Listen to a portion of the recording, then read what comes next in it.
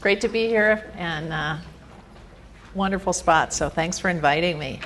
I am here to talk about functional fiber. So I've tried to take what we know from the US, but try to give it a South African perspective, so we'll see how it goes.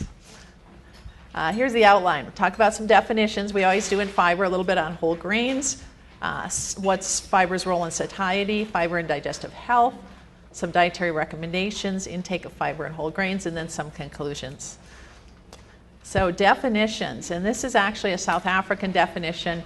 I think whenever we talk about fiber, it's like, how come it has to be this many lines? But it does. So dietary fiber means edible carbohydrate polymers with 10 or more monomeric units which are not hydrolyzed by the endogenous enzymes in the small intestine in humans, which occur naturally or which have been obtained by physical, enzymatic, or chemical means in fruits, vegetables, and cereals consumed ordinarily as food and as measured as non-starch polysaccharides, but exclude novel fibers. So why are people confused about fiber? I have no idea, right? Because it is a chemical, so you can't really get away from the idea that we have to give it a chemical definition, but when we try to get it back into the food environment, it's kind of difficult. So one thing about fiber is we've been trying to break it down into different types of fiber, and this is a quote from the American Dietetic Association position paper on fiber. Although the solubility of fiber was thought to determine physiological effect, more recent studies suggest other properties of fiber, perhaps fermentability or viscosity, are important parameters. So not only, it used to be, can we divide into soluble and insoluble? We can, but it doesn't really predict physiological effects as much as we like. So there's other things within fiber we have to think about. So here's another great definition. These are South African, so I think, wow, the US has a hard time deciding what things are, but this is your definition. Novel fibers mean edible carbohydrates of which a physiological effective benefit to health was demonstrated by generally accepted scientific evidence to competent authorities and proved and registered by the South African Health Products Regulatory Authority with 10 or more monomeric units. And this is kind of the kicker, as you see here. Why is this? Different countries agree shorter chain or longer chain can get in or out of this definition, which are not hydrolyzed by the endogenous enzymes in the small intestine of humans. And this is obviously, you can't get broken down during the trip through the small intestine. You can produce them synthetically. They can come from natural sources or any oligomers of oligofructose, fructooligosaccharides, polymers, inulin, or mixtures thereof in which the degree of polymerization varies from 2 to 60. And this is this idea that, okay, it doesn't have to be 10, it can be smaller amounts for which a prebiotic claim can be made and which the prebiotic activity is demonstrated by scientific proof of the following criteria: resistant to gastric acidity, hydrolysis by mammalian gastrointestinal absorption, fermentation by intestinal microflora, growth of the whole indigenous population of bifidobacteria. So as we go down this path, you can see why is there so much confusion in fiber. There's a lot going on in fiber, and a lot of the methods are not that standardized, so we'll talk more about that. So what's functional fiber? And you're like, why do we keep going around with these definitions? Different countries are struggling with how are we going to define fiber. So novel, in the US, they don't allow novel as the word because it's got some other meaning. So this is functional fiber in the US, which really is the same as novel fiber in other countries. Functional fiber means isolated or purified carbohydrates. So in the US, we take dietary fiber, that's food. Functional fiber are food, fibers that are actually isolated. And it has to have a beneficial physiological effect. So what are the things that you would expect? Laxation, normalization of blood lipid levels, attenuation of blood glucose response. And that Institute of Medicine 2002, which is more than 10 years old, those were the 3 physiological effects that were first put into that definition. And then there were some other effects that have come along later. So those are kind of the accepted ones. We expect fibers to either increase stool weight, lower cholesterol, or lower blood glucose, but there are other things: weight management, satiety, lower fat absorption, weight loss, blood pressure control, and now the whole idea of the gut environment.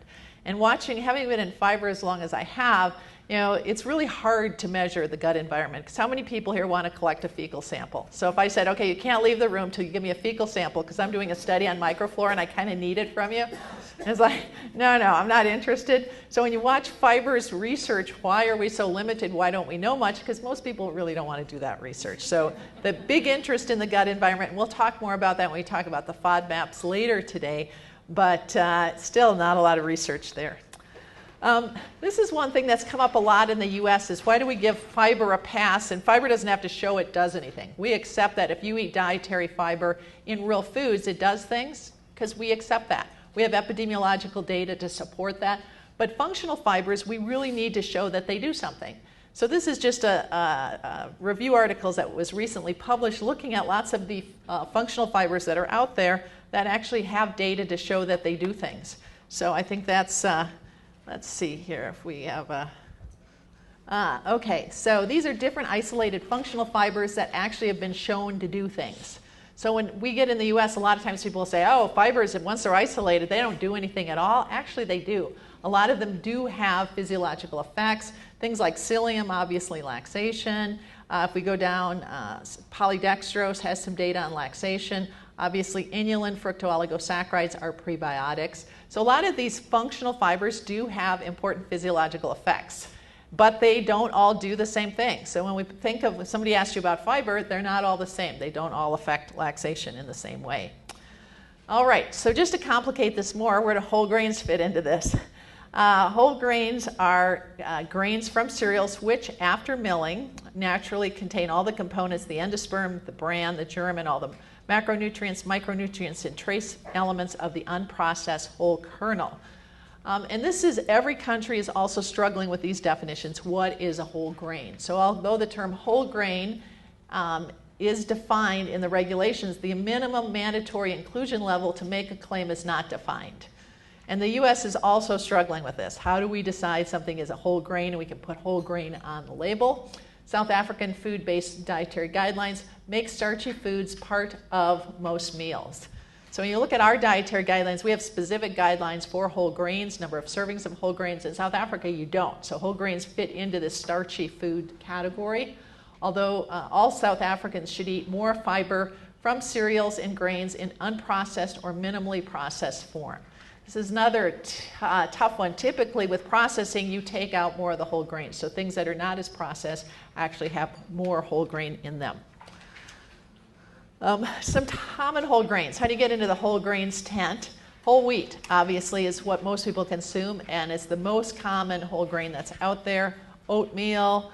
In the US, we have a lot of our data comes from epidemiological studies, these large prospective studies, and popcorn is one of the most commonly consumed whole grains, which a lot of people don't think that. Brown rice, whole rye, whole grain barley, and then some of the wild rice. Some of these, this is from a USDA list of whole grains, and a lot of botanists will say, well, wild rice isn't a grain at all. It's actually a grass. Why is it there? So it's always hard to put things into categories, what fits best. Some stuff on nutrient composition. Why the push on whole grains versus white flour? And this is just from actually from the South African medical research. What you can see, big things are fiber.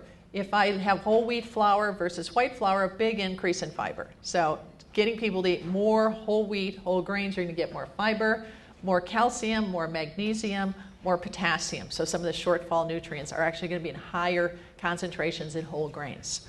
So, you know, when you're getting people to eat more starch, just getting them to eat more starch a lot of times doesn't go along with nutrients, so pushing the whole grains idea. Here's some other information that is a real difficult thing because not all whole grains are alike, just like fiber. You know, if you say, how are these fibers different? They are different. Same thing for whole grains. Some of them aren't that high in fiber. So fiber per 100 grams, what you can see here is that whole wheat is by far the highest in, well, barley and, well, these three, whole wheat, rye, and barley are going to have more fiber per 100 grams than something like brown rice that's going to have a lot more water. So this is, in the US, trying to get with regulations for whole grain. People say, well, let's use fiber. That's a good marker for whole grains, but a lot of times it's not. Because if you have brown rice in your formulation and you measure fiber, fiber's not as high as you'd like it to be to have a claim like that. All right, so how about health? Why are we pushing fiber and whole grains because they're associated with health outcomes, and we'll talk some about those. So this is evidence-based review. So the dietary guidelines, I served on the dietary guidelines, the 2010 Dietary Guidelines Advisory Council, and the whole objective was everything has to be an evidence-based review. I always tell my students, it's not like we didn't use evidence before, we just made this stuff up. I mean, somehow it's like, wow, all of a sudden this is new. It's not new, it's just there's a process. So when you do an evidence-based review, it's very clear right from the start how it's set up, how are you going to do it, and then you come up with, here's the question and here are the conclusions. So these are the conclusions that were out in the dietary guidelines.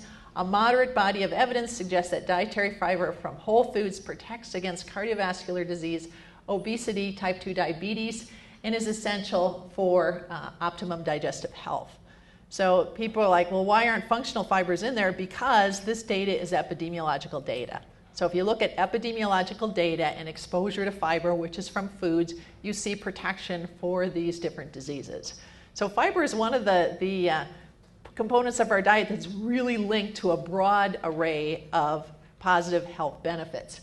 Now, when we did the whole grains review, it's a similar process asking these questions of different diseases, the relationship between whole grains and selected health outcomes.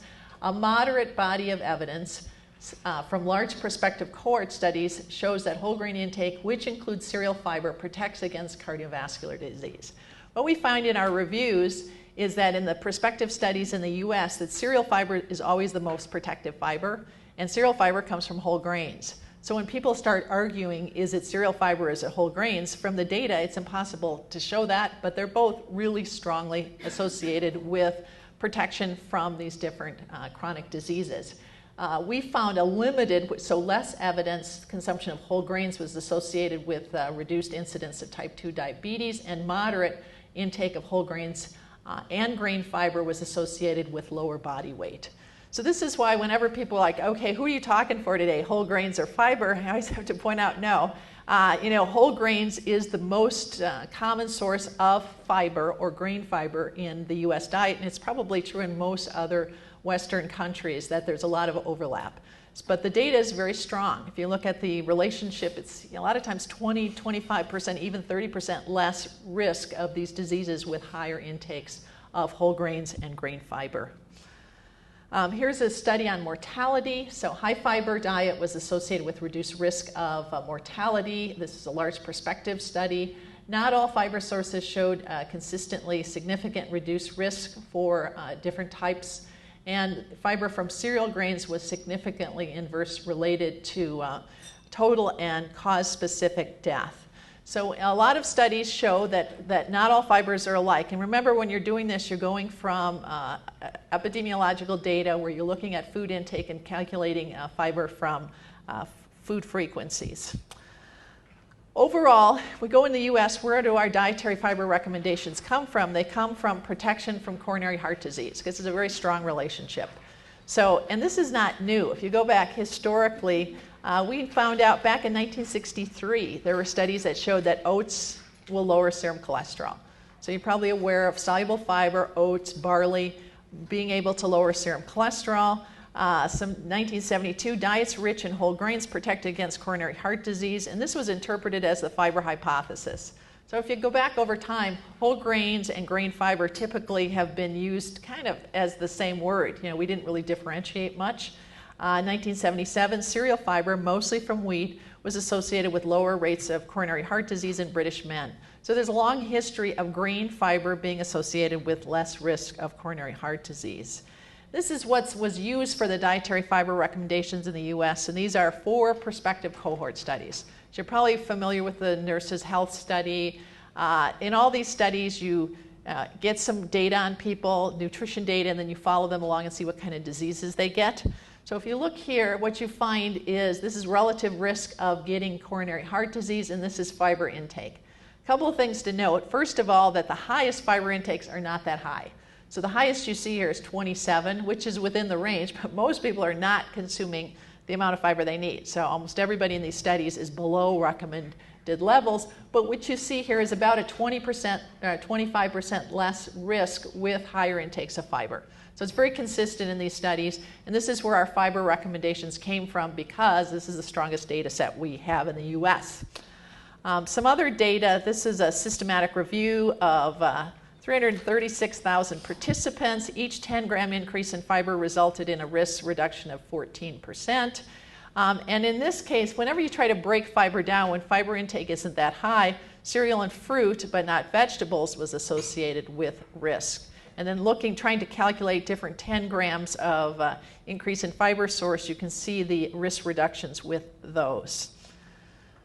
A type of fiber does matter, and this was the kind of the early oat fiber studies. Soluble cereal fiber, 6 grams per day, was associated with a small but significant LDL cholesterol lowering effect, about 5%. So this is why in the US we have health claims for oats and we have health claims for barley soluble fiber, because we know it lowers serum cholesterol.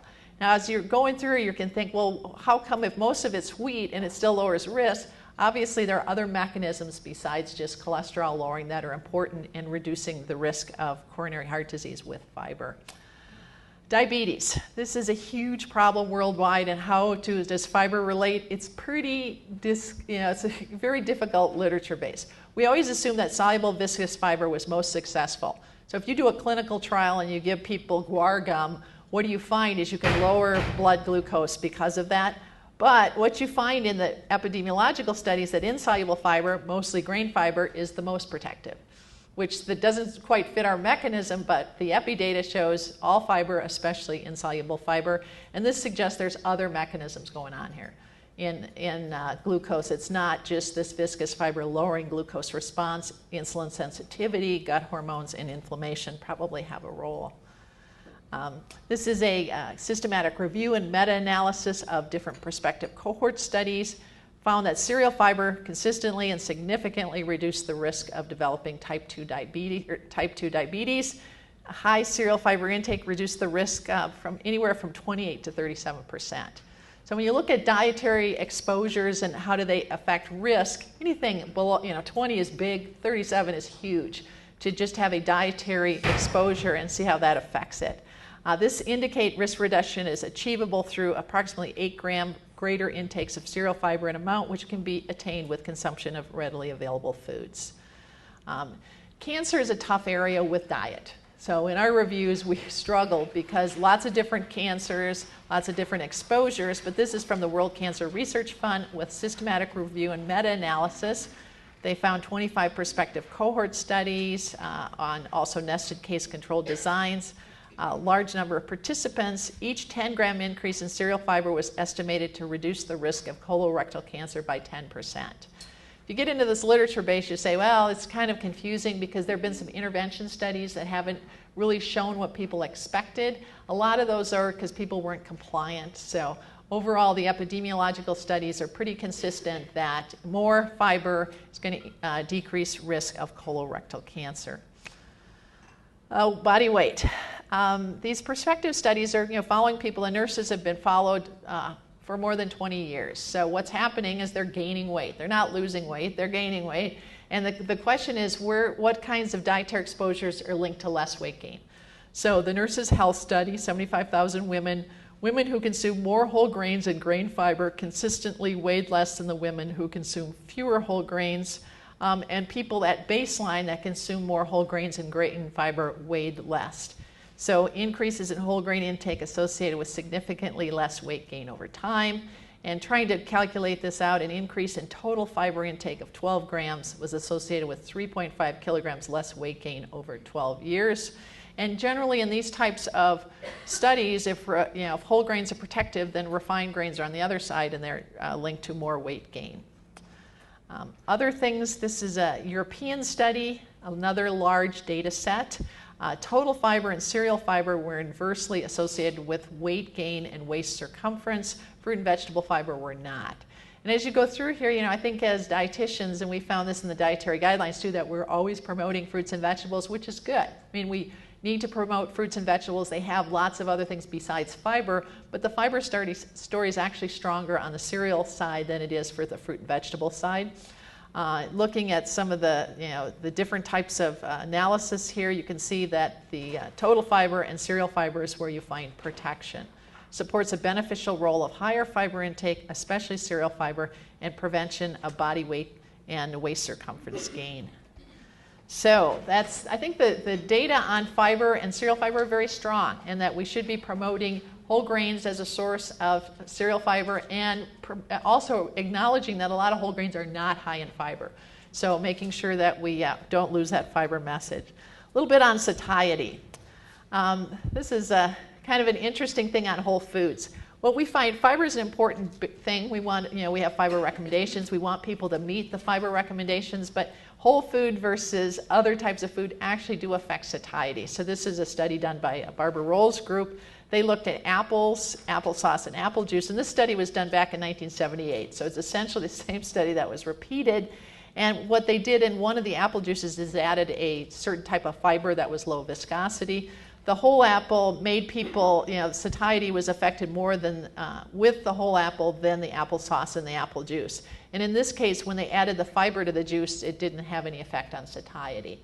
So this suggests that it's more than just fiber, it's the chewing process, maybe it's just looking at the apple that has something to do with it.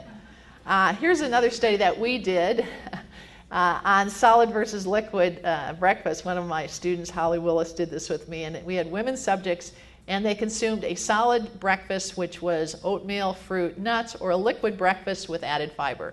So it was a juice product with added fiber, same number of calories, macronutrients were balanced. So they came in, they're fasted, and we actually measured gastric emptying with a smart pill. So a smart pill is this little new technology where you swallow this fairly large pill, and it detects pH, so it can figure out when it leaves the stomach, and then when the temperature changes, it's left the body. So it actually has a couple of things. So subjects don't have to collect fecal samples. So it's this really fun new technology. It's just getting people to swallow it. You have to kind of surprise them. But what we found that actually the whole food stayed in the stomach longer, which no doubt affected satiety. So it was like an hour longer in the stomach because the liquid is going to be able to empty much faster. Subjects were less hungry with a solid breakfast compared to the liquid breakfast with added fiber. So this suggests it's more than just fiber. Food form actually has a role in how we feel, and promoting this dietary fiber message to people to eat real food with real fiber can be beneficial for satiety. This is where most people are. Why do people eat fiber? Because it helps digestive health, right? I mean, why do we? And there's no question about this, but when the reviews are done, it's actually cardiovascular. That's the strongest data set we have because we don't have a lot of fecal data to come up with these conclusions. But here's just some of the difficulty in this area. Less than 3 stools per week or more than 3 stools per day is considered abnormal. So if you're not normal for digestive health, you'll never be normal. I mean, everybody ought to be able to get into this. There are people on stool weights. We always laugh, how many people know what their stool weight is? Like, oh, I go out and measure it every day. It really depends on how much fiber you eat. So greater than 200 grams is defined as diarrhea, but lots of vegetarians have much higher than that. And for consumers, it's mostly predictability and consistency they're interested in. Effects on the digestive system. Fiber affects all parts of the digestive system. So this is why different fibers do different things. Chewing we talked about, gastric emptying we've talked about, and then the whole effects on gut hormones and fermentation in the lower digestive tract. We know that fiber can speed colonic transit time, but not all fibers have the same effect. And this is where wheat bran is king. If you want to be king of the mountain in something in fiber, wheat bran is the most effective in increasing stool size. So if you're ever going to have a contest and want to increase your stool weight, I would recommend wheat bran. It works the best. You get about 5 grams of stool for every gram of fiber. And some of the novel fibers that, things like inulin, you get about 1 for 1. So they don't increase stool weight at all. So you can give people lots of fibers that don't have any effect on stool weight. Wheat bran, and why does it work? Because it survives transit. It's actually there at the end of the ride. Everything that breaks down completely, there's nothing to be left to make stool. Remember, stool is 70%. You probably didn't want to know all this, but 70% stool is water. So anything that's there at the end is going to actually increase it. So wheat bran is the best at this. This is European Food Safety Authority, EFSA, recently approved 2 health claims for wheat bran relating to stool bulking and improved transit time based on a large body of intervention studies that are available. In the Canada, Health Canada, their novel fiber system, you have to run yourself off against wheat bran to prove that you can make a laxation claim. So there really are no other laxation claims in Canada because wheat bran is a hard standard to meet. So dietary recommendations, I want to end up on this. This is the dietary guidelines. I was on the 2010 Dietary Guidelines Committee. It's very hard to give recommendations. Here we go from science to come up with dietary recommendations. I'm not going to go through this. I don't need to read through this. This is some of the recommendations that we have, but you can see that there are 4 shortfall nutrients. They're down on the bottom: potassium, fiber, calcium, and vitamin D that are of concern in U.S. diets. I don't think it's going to be a lot different in other diets. Wheat or dietary fiber is a nutrient of concern. We only get about half as much as we need. Here's MyPlate.gov, our new idea of how to get people to eat better. It's really hard, to give people the idea of what should you eat, what should your plate look like, and you can see it's really not that different from long ago. Fruits, vegetables, grains. If you dig deeper there's an emphasis on whole grains, and then this protein section and dairy. Wanted to bring this back to the South African dietary guidelines. It's not that different. Variety, being active, water, make starchy foods part of most meals. So you have a little more space to operate in. We have recommendations for whole grains. So within those starch categories, promoting higher fiber foods, cereal fiber, whole grains are going to help people make better choices. Make starchy foods part of most meals. This is basically what I just said, that whole grains are an important source of starchy foods. So if we just tell people to eat more starchy foods, that could just be lots of calories and not much fiber. So we kind of need to fine-tune that message a bit to get people to make better choices. Here's the food guide. I'm sure you're much more aware of that, of trying to get people that there's lots of ways to put that variety together. And within that grain category, always choosing the higher fiber grain choice is going to be advantages. So this is U.S. data. We recommend anywhere from 25 to 38, and I won't get into those recommendations. Typical intake is 15. So most people are at half or less, and most fiber-containing foods don't have much fiber. So we tell people to eat fruits and vegetables, but they're mostly water. So if you want to get lots of fiber up to 25 and try to put those diets together, without cereal-based grains, it's really difficult to do that. White flour and white potato provide the most fiber in the U.S. diet. They're not very high in fiber. They have like 1 gram per serving, but that's what people eat. So if we could just get people to choose more whole grains, we could absolutely have some advantages. And in the U.S. diet, there's a lot of emphasis in putting these functional fibers into foods because people are not getting where they need. Whereas South African intakes, you can see about the same. It's also very low. It's probably about half what it should be. So why is that bad? I just wanted to point out, what happens in those. Why do people do that? They may be avoiding gluten. They prefer refined grains, but overall it results in low fiber intakes. So in conclusions, prospective cohort studies find that fiber and whole grains protect against cardiovascular disease and obesity. These are really strong findings, and these are what the scientific recommendations in the U.S. are based on. So it's very sound. Consumption of fiber from cereal is significantly inversely associated with the risk of mortality, coronary heart disease, diabetes, cancer, and obesity. Typically, fiber intakes fall short of the guidelines, probably about half of what we should be consuming. Whole grains typically and grain fiber are an important source of fiber, but not all whole grains are high in fiber. So, to just give the whole grains message a lot of times does not get fiber intakes up to where they need to be. So I appreciate your attention. Thanks a lot.